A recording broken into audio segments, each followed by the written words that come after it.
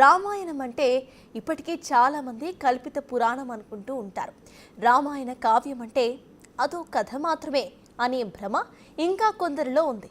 అయితే రామాయణం నిజమేనని చెప్పడానికి ఈ భారత నేలపై శ్రీరాముని ఉనికిని చాటడానికే మరో సాక్ష్యం బయటకొచ్చింది. అది చూశాక అలాంటి వాళ్ళందరి అభిప్రాయం కూడా మారుతుంది. ఖచ్చితంగా రామాయణం నిజమేనని నమ్మి తీరాల్సిన పరిస్థితి నెలకొంటుంది. రామాయణం ఓ మహాకావ్యం. రామచరితం కాదనలేని వాస్తవం.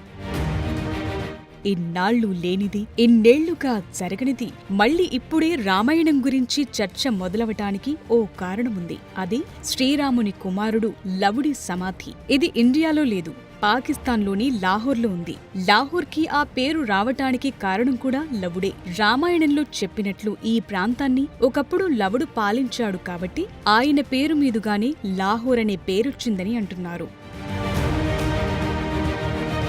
ఉన్నట్టుండి రామాయణం గురించి డిబేట్ మొదలవటం వెనుక ఓ చిన్న సైజ్ సోషల్ మీడియా పోస్ట్ ఉంది. ఐసీసీ ఛాంపియన్స్ ట్రోఫీలో భాగంగా BCC vice president Rajeev Shukla పాకిస్తాన్లో పర్యటించారు. లాహోర్ కోటలో ఉన్న శ్రీరాముడి కుమారుడు లవుడి సమాధిని సందర్శించి ప్రార్థనలు జరిపినట్లు ఎక్స్లో పోస్టు చేశారు. తనతో పాటు పాకిస్తాన్ హోంమంత్రి మొహసిన్ నఖ్వీ కూడా ఉన్నట్లు ఫోటో పెట్టారు. తాను సీఎంగా ఉన్నప్పుడే లవా మందిరాన్ని అభివృద్ధి చేసినట్లుగా నఖ్వీ తనతో చెప్పారని రాజీవ్ శుక్లా తన పోస్టులో రాసుకొచ్చారు. లవుడి సమాధి దగ్గర తాను ప్రార్థన చేసిన ఫోటోలను కూడా షేర్ చేశారు. ఈ ఒక్క పోస్ట్ తెగ వైరల్ అవుతోంది. అదే మళ్లీ రామాయణంపై కొత్త చర్చకు దారితీసేలా చేసింది. శ్రీరాముని కుమారుడి సమాధి పాకిస్తాన్లో ఎందుకుంది? లవుడికి లాహోర్కి ఏంటి సంబంధం? రామాయణానికి పాకిస్తాన్తో ఉన్న లింక్ ఏంటి అనే చర్చ మొదలైంది. రామాయణ ఇతిహాసం ప్రకారం శ్రీరామునికి ఇద్దరు కవల కుమారులు ఉన్నారు. వారిలో పెద్ద కుమారుడు లవుడు. వీళ్ళిద్దరి పేరు మీద శ్రీరాముడు 2 నగరాలను స్థాపించాడు. కుశుడి పేరు మీద కుశవర్, లవుడి పేరు మీద లవపురి నిర్మించినట్లు పురాణాలు చెప్తున్నాయి. వాటిని ఇప్పుడు కసూర్, లాహోర్గా పిలుస్తున్నారు. శ్రీరాముని కుమారుడు లవుడి పేరు మీదే లాహోర్కు ఆ పేరు వచ్చిందంటున్నారు. చారిత్రకంగా లాహోర్లో 2000 సంవత్సరాలకు పైనే పెద్ద సంఖ్యలో ప్రజలు నివసిస్తున్నట్టు ఆధారాలున్నాయి. వాల్మీకి రాసినట్లుగా చెప్పే రామాయణం మరో వెర్షన్. ఆనంద రామాయణం ప్రకారం లవుడి భార్య పేరు సుమతి అని, వారికి చాలా మంది సంతానమని చెప్తారు. ఇప్పటికీ భారత్, పాకిస్తాన్లోని కొన్ని తెగలు ఎప్పటికీ తాము లవుడి సంతానమనే చెప్పుకుంటారు. ప్రస్తుతం లాహోర్లోని షాహీ ఖిల్లాలో పురాతన హిందూ దేవాలయం ఉంది. ఈ ప్రాంగణంలోని శ్రీరాముడి కుమారుడు లవుడి సమాధి ఉంది. ఇప్పుడు రాజీవ్ శుక్లా సందర్శించింది కూడా ఆ సమాధిని. అందువల్ల రామాయణం కేవలం కల్పిత పురాణం కాదు, అసలైన వాస్తవమని చెప్పటానికి ఇదే పెద్ద సాక్ష్యం. వాస్తవానికి ఇప్పుడున్న పాకిస్తాన్ ఒకప్పటి అఖండ భారతదేశంలో భాగం. పాకిస్తాన్లోని 3 నగరాలు రామాయణంతో లింక్ అయి ఉన్నాయి. లాహోర్కి లవ్ పేరు పెట్టారనే విషయం ఆ నగరం మున్సిపల్ రికార్డుల్లోనూ నమోదు చేసి ఉంది. ఇదొక్కటే కాదు, లాహోర్ సమీపంలో ఉన్న కసూర్ నగరం సైతం శ్రీరాముని 2వ కుమారుడు కుశుడి పేరు మీద స్థాపించబడింది. ఈ నగరానికి మొదట్లో కుష్ అని పేరు పెట్టారు. తరువాత అది కసూర్గా మారిపోయింది. పాకిస్తాన్లోని హిందూ కుష్ కొండలు సైతం కుశుడితో సంబంధం కలిగి ఉన్నాయి. ఈ చారిత్రక సంబంధాన్ని పాకిస్తాన్ ప్రభుత్వం కూడా గుర్తిస్తోంది. ఇక రాముని తమ్ముడైన భరతుని కుమారుడైన తక్షుడు నిర్మించిన నగరం కూడా పాకిస్తాన్లోనే ఉంది. దాన్నే తక్షశిల అంటారు. అలాగే భరతుని 2వ కుమారుడు పుష్కరుడు నిర్మించిన పురుషపురాన్ని ఇప్పుడు పెషావర్ అని పిలుస్తున్నారు. లాహోర్ షాహీ ఖిల్లాలో లవుడి సమాధి ఉంది. ప్రస్తుతం ఆ ప్రాంతం శిథిలావస్థలో ఉంది. దాన్ని రక్షించేందుకు పాకిస్తాన్ ప్రభుత్వం చర్యలు చేపట్టింది. దీన్ని కాపాడుకోవాల్సిన అవసరం ఎంతైనా ఉంది.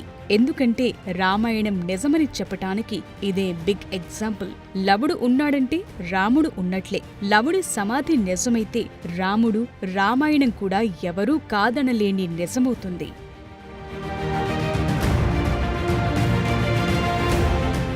లాహోర్లో కనిపిస్తున్న రామాయణం ఆనవాళ్లు ఇప్పుడు కొత్త చర్చకు దారితీశాయి. అసలు అయోధ్యలో శ్రీరాముని పట్టాభిషేకం తర్వాత ఏం జరిగింది? పురాతన భారతీయ ఇతిహాసమైన రామాయణంలో లవకుశల గురించి అసలేముంది? ఇప్పుడున్న లాహోర్, కసూర్, పెషావర్ లాంటి నగరాలు రామాయణంతో కలిగి ఉన్న సంబంధం ఏంటో నేటి తరాలు ఖచ్చితంగా తెలుసుకోవాల్సిన అవసరం ఉంది. ఎందుకంటే చరిత్ర తెలిస్తేనే వాస్తవాలు అర్థమవుతాయి.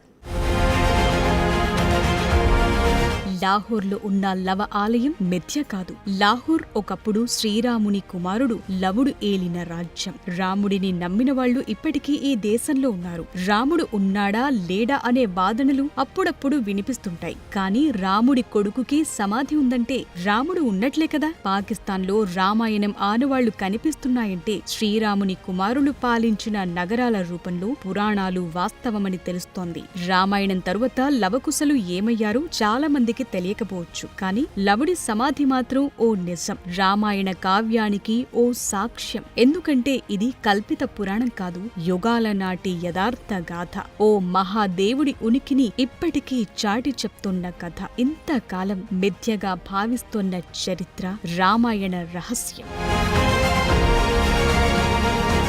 రామాయణం అంటే కట్టే, కొట్టే, తెచ్చే అని సింపుల్ గా తేల్చేవాళ్లు ఎందరో ఉన్నారు. కానీ రావణ సంహారంతోనే రామాయణం ముగియలేదు. ఆ తరువాత కూడా సాగింది. రామాయణం తరువాత లవకుశలు ఏమయ్యారనేది చాలా మందిలో ఉన్న ప్రశ్న. ఇప్పుడు లాహోర్లో లవుడి సమాధి ఉందనే విషయం బయటకొచ్చాక మళ్లీ రామాయణంపై చర్చ మొదలైంది. లంక నుంచి సీతాదేవిని తీసుకొచ్చిన తరువాత శ్రీరామునికి ఎన్నో అవమానాలు ఎదురయ్యాయి. రాముడు చేసేదేమీ లేక సీతకు అగ్ని పరీక్ష పెడతాడు. ఈ అగ్ని పరీక్షలో సీతాదేవి తన పాతివ్రత్యాన్ని నిరూపించుకుంటుంది. అయినప్పటికీ రాజ్యంలో సీతాదేవి గురించి తప్పుగా మాట్లాడటం ఆపలేదు. దాంతో ఆ వేదనను తట్టుకోలేక గర్భిణిగా ఉన్న సీతాదేవి అయోధ్యను విడిచి వెళ్లిపోతుంది. అలా వాల్మీకి మహర్షి ఆశ్రమానికి చేరుతుంది. అక్కడే లవకుశలకు జన్మనిస్తుంది. వాళ్ళిద్దరూ అక్కడే పెరిగి పెద్దవుతారు. రామాయణం గురించి తెలుసుకుంటారు. తరువాత కొన్నేళ్లకు లవకుశల్ని అయోధ్యకు తీసుకెళ్లి పట్టాభిషేకం చేస్తాడు శ్రీరాముడు.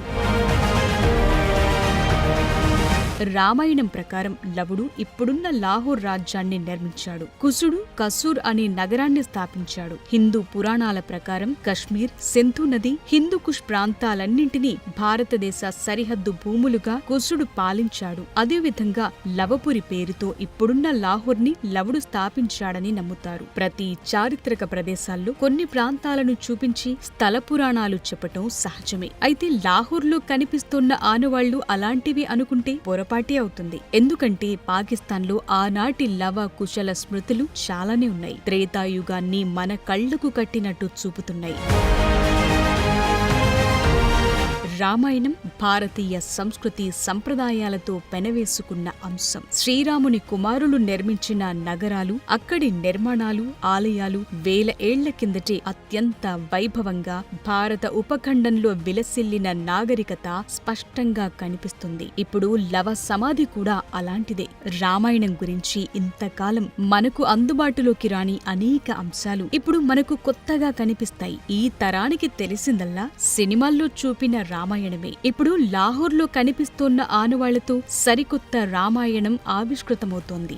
లాహోర్లో నెలవై ఉన్న లవ సమాధి సామాన్యమైంది కాదు. రామాయణం ఉనికిని చెప్తోన్న సజీవ సాక్ష్యం. రాముడు ఉన్నాడా అనే ప్రశ్నకు ఇప్పుడు లాహోర్ సమాధానం చెప్తోంది. లవ సమాధి రూపంలో వాస్తవాన్ని కళ్లకు కట్టినట్లు చూపుతోంది. లవుడి సమాధి ఓ కథ కాదు, కొత్త సవాల్ని విసురుతోన్న నిప్పులాంటి నిజం. భారతదేశ చరిత్రను గొప్ప మలుపు తిప్పే వాస్తవం. ఒకప్పుడు అప్రతిహతంగా సాగిన లవుడి రాజ్యానికి ఇప్పుడు దొరికిన సాక్ష్యం. రాముడు ఎప్పుడో అంతర్ధానమైపోయుండొచ్చు, లవకుశలు ఇప్పుడు లేకపోవచ్చు. కానీ లాహోర్లో కనిపిస్తున్న సాక్ష్యాల్లో ఇంకా జీవించే ఉన్నాడు. ఇది నమ్మి తీరాల్సిన నిజం.